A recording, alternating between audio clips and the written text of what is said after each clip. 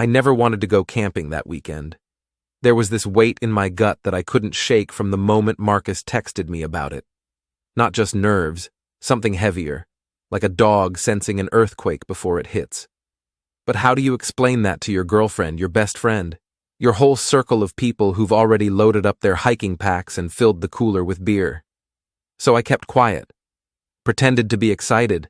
I told myself it was just anxiety, that a weekend away in nature would do me good. I hadn't taken time off work in almost 4 months. My boss had been circling layoffs like a vulture, and I was burned out. Maybe I needed this. Still, I couldn't shake the feeling that something wasn't right. We were 5 in total. There was me, Dylan, 29, a graphic designer from Atlanta with chronic imposter syndrome and an overdeveloped sense of caution. I wasn't the camping type, but I played along. My girlfriend Avery loved the outdoors. She was the kind of person who used words like cleanse and unplug. Every weekend she was out of the city, hiking, kayaking, finding some place with trees older than America. She'd pulled me into that lifestyle gently, like coaxing a stray cat into your house. Then there was Marcus Wexler, 6'3", former college linebacker, magnetic as hell. He could sell you a haunted house and make you thank him for it. He and I had been friends since middle school, but somewhere along the way, Marcus had taken a hard left into adrenaline addiction. Skydiving, spelunking, backcountry snowboarding. He was always chasing the edge of something. He said this trip would be just a chill reconnection, but when Marcus planned something, there was always a darker undercurrent. Something in him wanted to find danger. Lena DiCarlo was his girlfriend. Sharp, independent. The kind of woman who didn't believe in small talk or wasting time. She worked in trauma nursing and saw more darkness in a month than most people saw in a lifetime. But instead of being hardened by it, she was kind. Guarded, but gentle. She kept Marcus grounded, at least most of the time, and she didn't trust the woods. And then there was Gabe, Marcus's little brother. 18. Just graduated high school in Knoxville and taking a gap year. He still had that golden glow of someone untouched by the weight of the world. Gabe had never seen a dead body, never been broken up with, never had to pick between paying rent and eating dinner. He was earnest, sweet, always asking questions. It's too bad none of us were ready for what we were walking into. The drive started on paved roads that wound through small Appalachian towns where rusted gas station signs creaked in the wind and pickup trucks outnumbered sedans 10-1. The gas station coffee tasted like burnt dust. Locals glanced at us with a wary kind of silence, not rude, just unreadable, like they knew something we didn't. And maybe they did. Somewhere around 4,000 feet elevation, the road gave up its ambition. Pavement turned to gravel, gravel to dirt, and then to something less definable, a logging road so old that moss had reclaimed the center line. Pine needles blanketed everything, muting the sound of the tires like snow. Avery's phone lost signal first, then Gabe's. Marcus's didn't have service from the start. Lena glanced at her screen, then back at the trees pressing close around the trail. "We're officially off the grid," she muttered, half to herself. The forest here was different than the ones we'd hiked before. Wilder, more ancient. The trees didn't feel like they grew, they felt like they watched.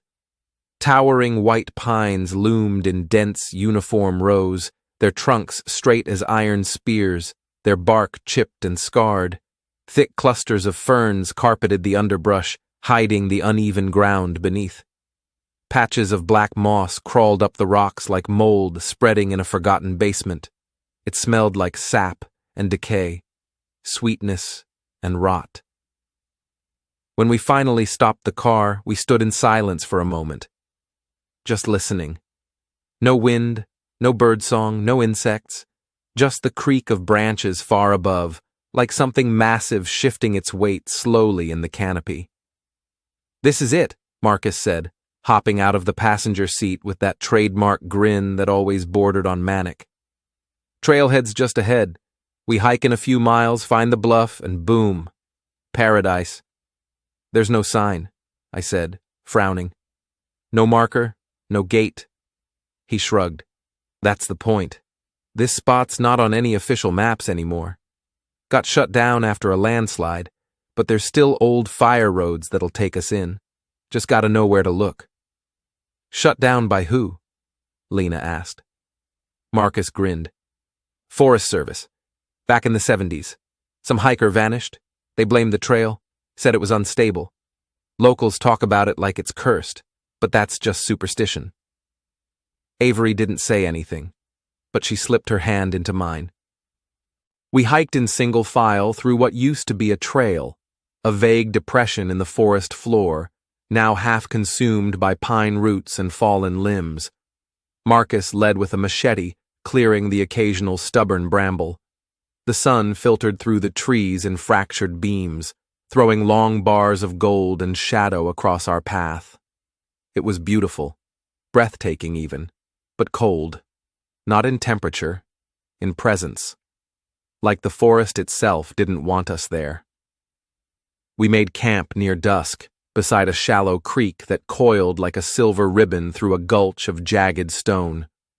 The bluff Marcus had promised loomed above us like a sleeping beast, a steep granite outcrop, its surface cracked with time, its base veiled by underbrush and shadow. Moss clung to its flanks in thick green sheets, and the faint trickle of water from somewhere up high echoed across the trees like distant whispering. I remember the moment we set our bags down, that relief of weight lifting from your shoulders after hours of trekking. But the air never lost its heaviness. It settled around us like fog, like the forest was breathing just beneath the surface of what we could hear. We pitched 3 tents in a wide triangle, one for me and Avery, one for Marcus and Lena, and a smaller one for Gabe. The clearing we chose was level but unnatural, no undergrowth, no ferns, just a perfect circle of dry earth, like something had swept it clean.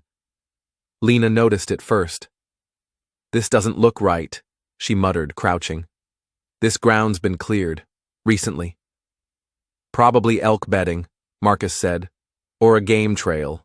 You worry too much. She pressed her fingers into the soil and brought them to her nose. Sniffed, then grimaced. It smells like copper. I knelt beside her.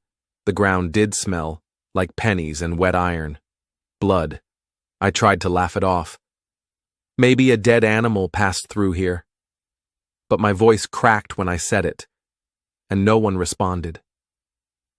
That night we built a fire from the branches Marcus had chopped along the way.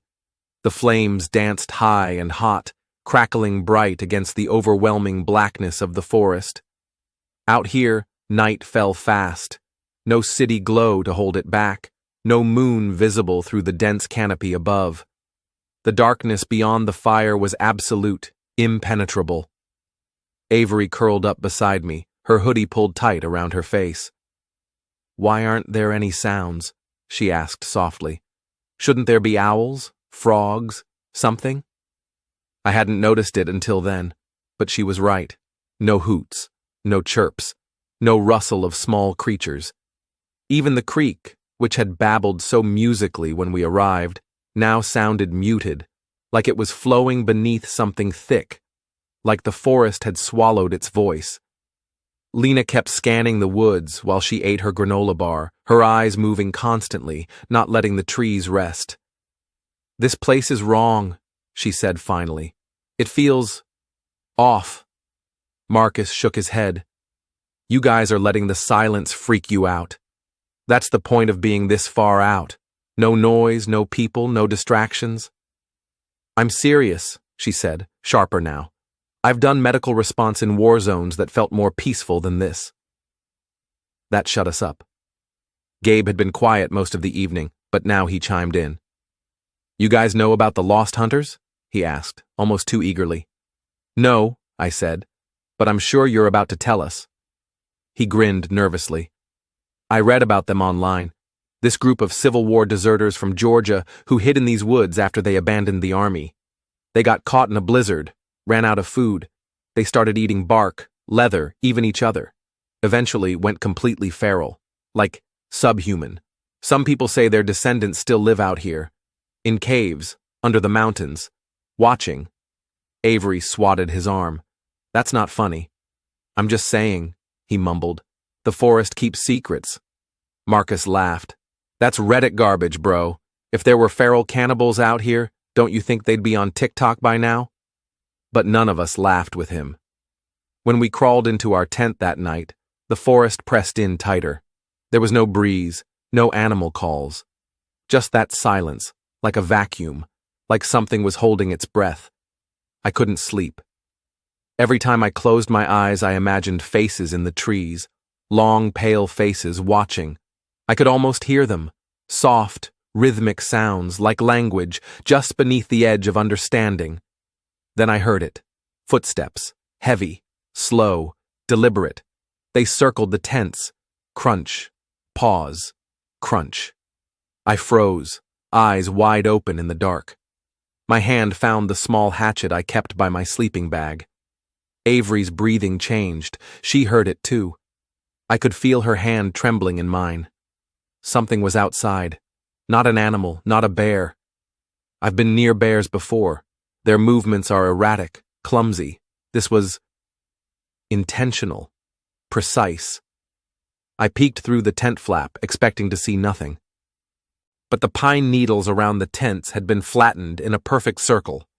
Not random paths, not tracks wandering through, just one enormous ring, as if something had walked the full perimeter of our camp, keeping its distance, watching.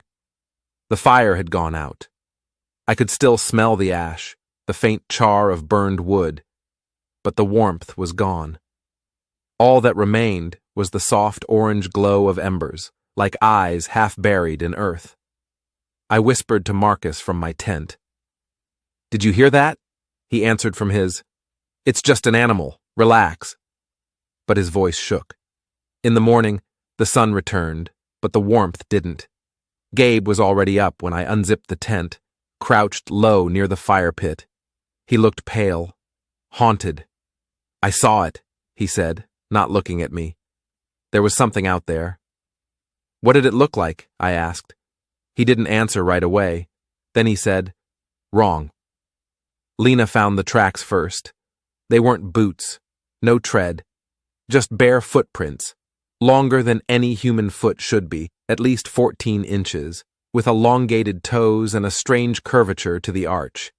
The dirt around the impressions had claw marks, deep rakes in the soil, like whatever made them had talons instead of toenails. 5 toes, no symmetry, just chaos in the shape of a person. Marcus knelt beside them. "Probably a bear," he said. I laughed bitterly. "Bears don't walk upright in perfect circles." He didn't reply. The rest of the day we stayed close to camp. No one admitted we were scared, but no one suggested exploring either.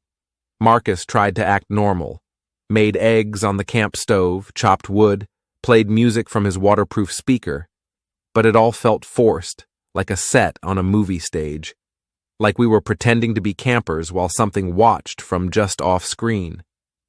By late afternoon, Avery was jumpy. She kept flinching at shadows. At one point she screamed, just a short burst, because a pine cone dropped from a tree. I walked her down to the creek to calm her nerves. The water ran cold and clear over smooth stones that looked like buried bones in the current. We sat on the bank in silence. Then she whispered, "There's something in the woods." Her voice was so soft I almost missed it. "I know," I replied. She leaned her head on my shoulder, and I swear I felt her heart beating through her hoodie, fast, unrelenting. That night, it returned, and this time it brought a voice. The second night was colder, not by degrees, but by sensation, as if the forest itself had decided to remind us it was alive, that we were intruding, that we did not belong. The fire fought to stay lit. The wood burned fast, as if it were damp on the inside, and every flicker of light seemed to push the shadows back just a little less than the hour before. No one said it out loud, but we all noticed how the darkness now pressed in tighter. The circle of visibility around our fire had shrunk, like the forest was slowly reclaiming space from us, inch by inch. Avery wouldn't leave my side. Her hand gripped mine so tightly I could feel her fingernails through the skin. Marcus sat with his back to a tree, machete across his lap, eyes scanning the dark like a soldier in a trench. Gabe didn't speak at all, just stared into the fire with a blank expression. Lena clutched her rosary, whispering something under her breath, not in prayer, but like she was counting, repeating a rhythm to keep her thoughts together. We didn't joke anymore. We didn't even speak unless we had to. Around midnight, the wind shifted. It came through the trees in a sudden gust, dry and sour, carrying a strange scent, like burnt hair and sulfur. The fire hissed, the flames bending away from the gust like they were afraid. And then we heard it, whispering.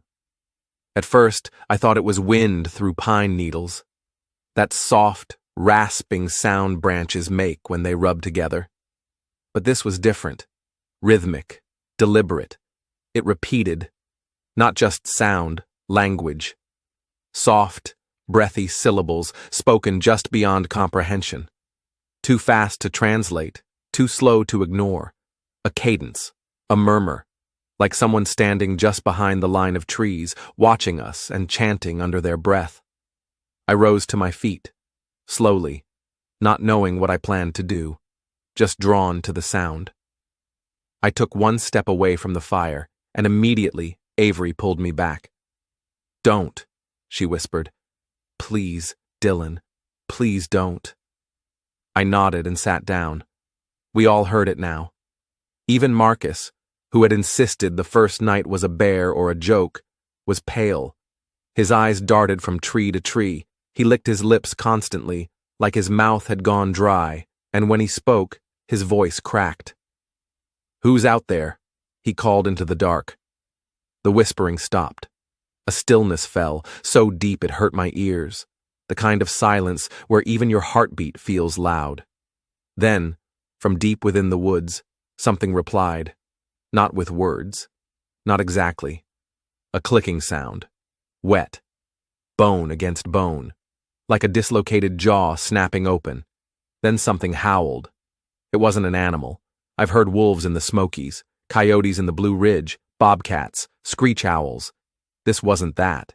This was wrong, high-pitched, but guttural, like a scream pulled through water and fire, a sound that carried pain, not fear, not warning, just pure agony. Gabe bolted, just stood up and ran into the trees barefoot. "Gabe!" Lena shouted, chasing after him. Marcus lunged to grab him, but he was too late. The boy vanished into the dark, his flashlight bouncing wildly as it disappeared into the maze of trunks and shadows. We all hesitated, frozen. The whispering returned, louder this time, closer, and this time it sounded like it was coming from multiple directions.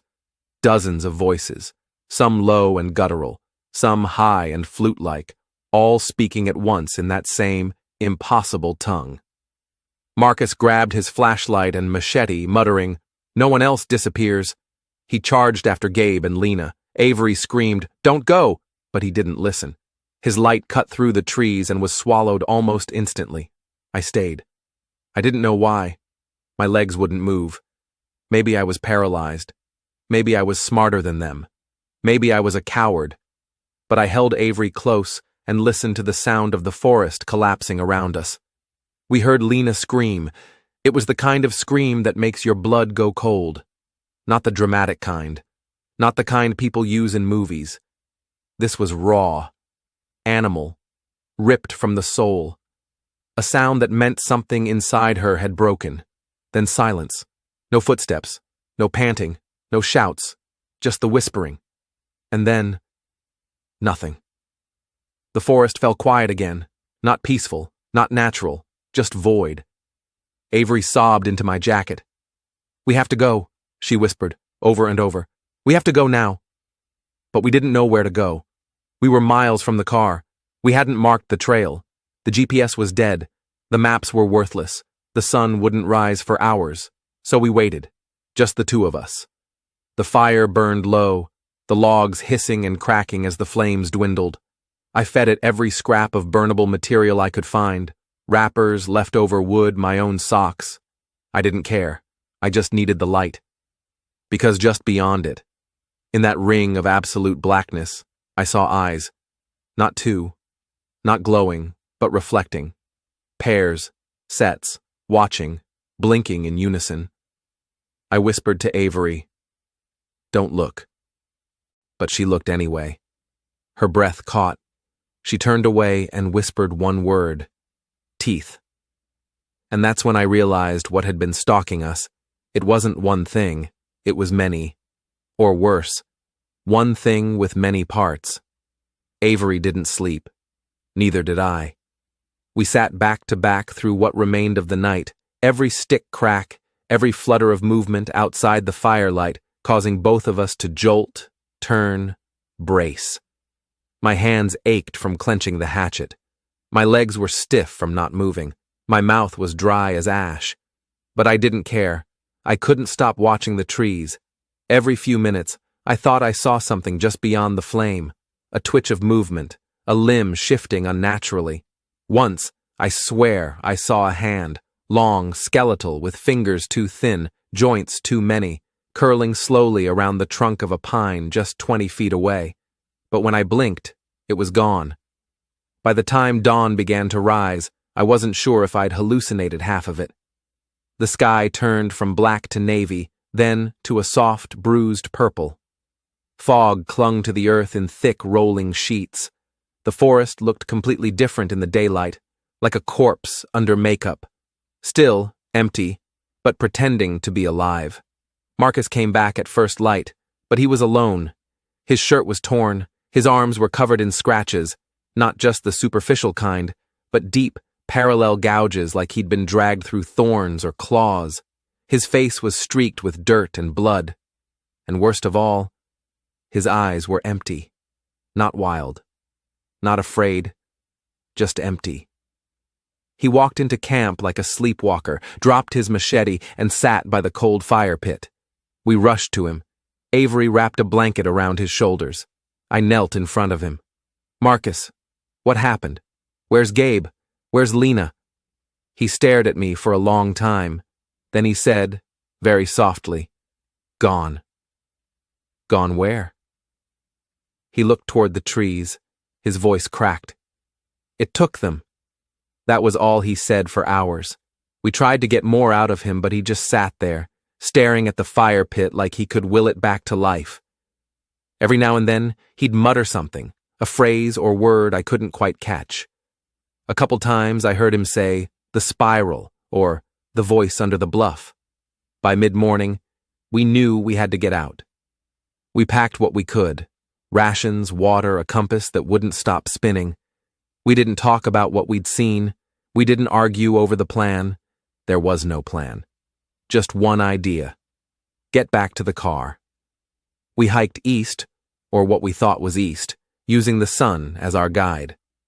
But after an hour, the terrain didn't look familiar. Nothing did. The trail we came in on had vanished completely. Even the creek had changed direction. Where it once curved gently through the gulch, it now rushed down a steeper slope into a ravine we didn't recognize. "I marked the trees," Marcus said, frowning. "I left notches. I left signs." But there were no marks, just more trees. Identical, infinite.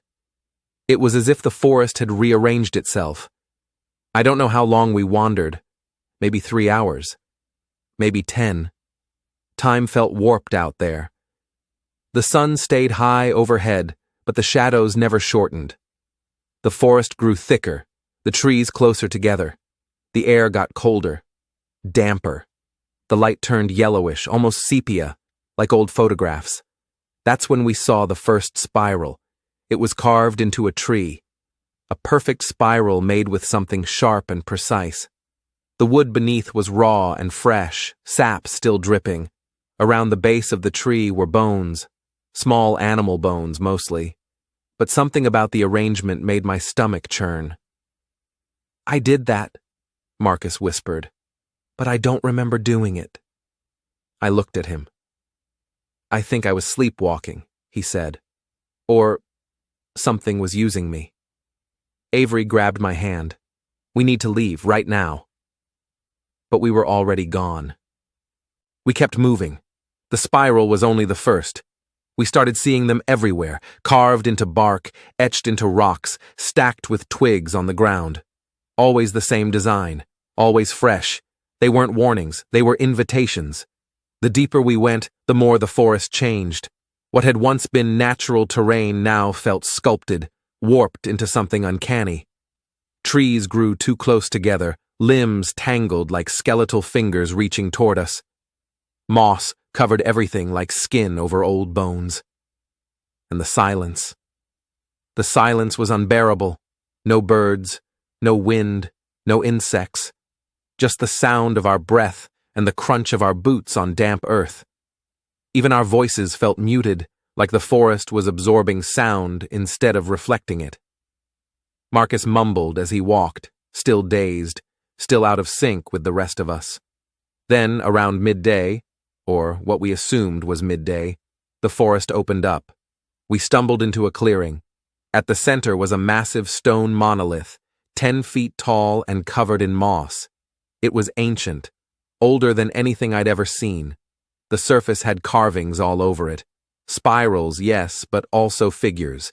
Human shapes with twisted limbs and gaping mouths, reaching toward the sky in agony or reverence. And at the base of the monolith was Lena's backpack. Avery let out a sob and ran to it. It was ripped open, the contents scattered. Flashlight, trail mix, her favorite beanie soaked in mud. No blood, no sign of a struggle, just placed, as if someone or something had left it there for us to find. Marcus dropped to his knees and started scratching at the ground. Digging. "What are you doing?" I asked. He didn't answer, he just kept digging. Fast, frantic, like a dog. Dirt flying, nails breaking. We pulled him back, but not before we saw what he'd uncovered. A jawbone. Human. Small. Avery screamed. I wanted to throw up. Marcus just stared at it like he was remembering something he didn't want to. Then he said flatly, "She followed the voice." "What voice?" "The one under the bluff." We didn't understand what he meant. But as he said it, I heard something in the trees behind us, a crack, a low groan like a branch bending under weight. We turned. Nothing. Just the trees. Still. Watching. We left the clearing. Fast. We didn't even talk about directions anymore. We just picked a path and went, hoping it would lead us out. But the spirals followed. Always ahead of us. Always new. Eventually, the path led us to the edge of a cliff, a sheer drop into a fog-choked valley below. The air there was different, heavy, tinted green. There was a narrow trail carved into the cliff face, barely wide enough for one person at a time. "We have to go down," Marcus said. "That's where it's waiting." Avery shook her head violently. No, we're not going closer to this thing. We find high ground, signal for help. But before she could finish, we all heard it. A whisper. Right behind us. Close. Too close. It didn't come from one direction. It came from everywhere. A slow, wet breath. Then a word. Return. Marcus was already moving down the path before I could stop him. I looked at Avery. She looked back. And I don't know why. Maybe shock. Maybe desperation. Maybe that whisper had slithered into our minds. But we followed him. We followed him down into the bluff. The trail along the bluff was like walking a razor's edge. One wrong step and we'd tumble into the fog below. Marcus led, his pace steady, mechanical. Avery and I followed, clinging to the rock wall, barely breathing. As we descended, the light dimmed. The fog wasn't just mist. It had weight. It pressed against our skin, soaked into our clothes, clung to our lungs. And with every step down, the temperature dropped. Our breath came out in shallow puffs. The only sound was our feet scraping over rock, and sometimes something else. Dripping, scraping, clicking. We didn't speak. When we finally reached the bottom, the path ended in a shallow cave, more of a wide crevice, half covered in vines and roots. We ducked inside. It was colder there. The walls were slick and pulsing with moisture, and in the dim light from my headlamp I saw handprints. Hundreds of them. Some large, some very small. All of them pressed deep into the stone, as if the rock had been soft clay once, pliable to desperate, clawing hands. Marcus pointed ahead. There was a narrow tunnel at the back of the cave. It was perfectly round, too smooth, too deliberate to be natural. It looked like something had bored through the earth like a worm, a massive worm. "I remember this," Marcus whispered. "This is where it lives." "What lives here?" I asked. He didn't answer. We went in. It was like entering the throat of a sleeping beast. The tunnel twisted downward, the air wet and rancid, reeking of mildew and decay. My flashlight flickered, and the darkness pulsed like it was breathing around us. The deeper we went, the louder the sounds became. Wet footsteps, shuffling movements, something chittering in the dark. Then, without warning, the tunnel opened into a vast underground chamber, and what we saw there nearly broke my mind. The chamber was a cathedral of horror. Massive stone pillars stretched from floor to ceiling, but they weren't carved. They were made of bodies, twisted human forms fossilized into the stone, mouths agape in silent screams. Spirals were etched into every surface, glowing faintly, pulsing with a rhythm like a heartbeat. And in the center of the chamber was her, Lena, or something that used to be her. She stood upright, eyes black and wide, skin pale and stretched tight across her bones. Her limbs were too long, her fingers curled like claws. Her hair hung in wet strands, and she smiled when she saw us, a slow, knowing smile. "Marcus," she said, her voice echoing off the walls. He stepped forward like a man in a trance. Avery grabbed his arm. That's not her. That's not her." He didn't listen.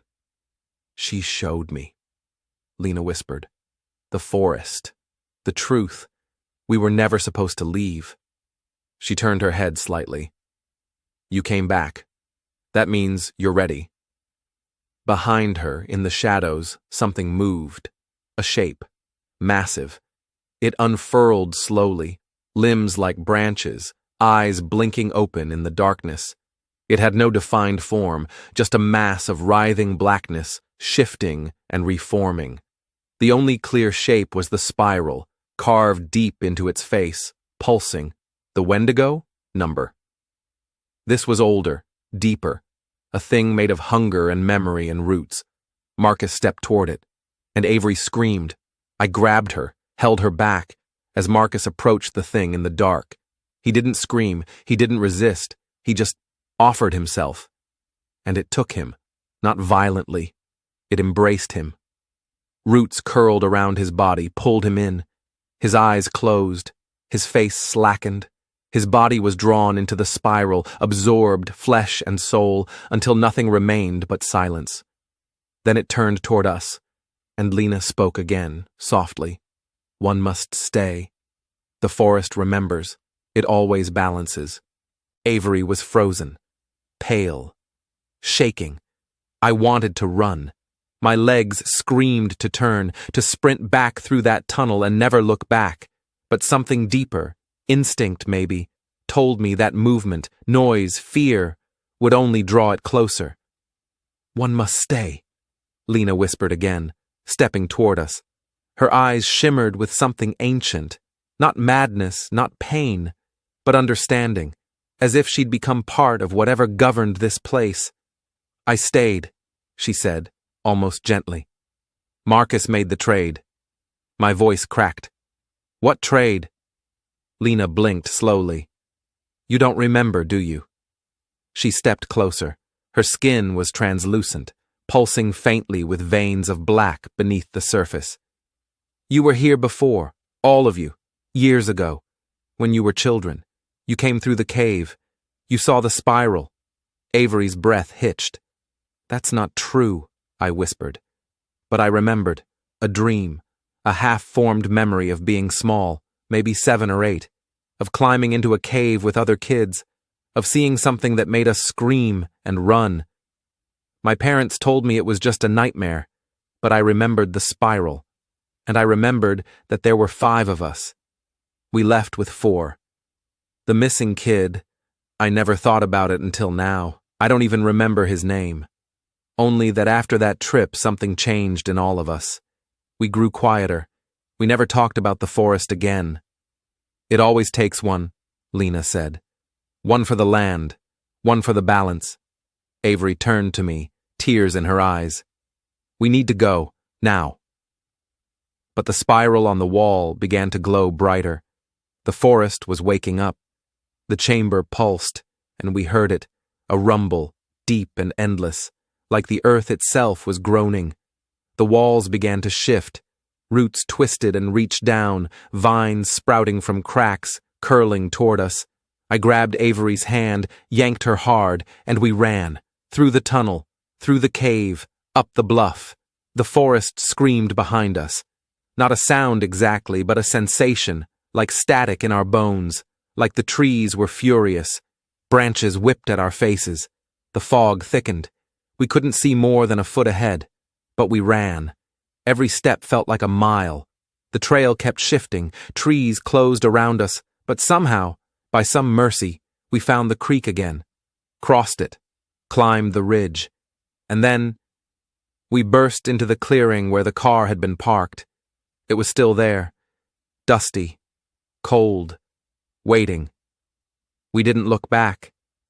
I peeled out down that old dirt road, headlights cutting through the gray, the forest behind us silent again, like nothing had happened, like it had swallowed everything it didn't want the world to see.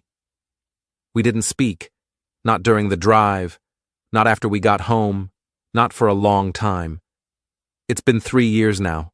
I still hear the spiral in my dreams. Avery doesn't talk to anyone. She moved away, changed her name. She won't answer my calls. I looked up Lena, no record of her, not even an old high school yearbook. Marcus's family held a memorial, but there was no body. They say he wandered off during a hike and probably fell into a ravine.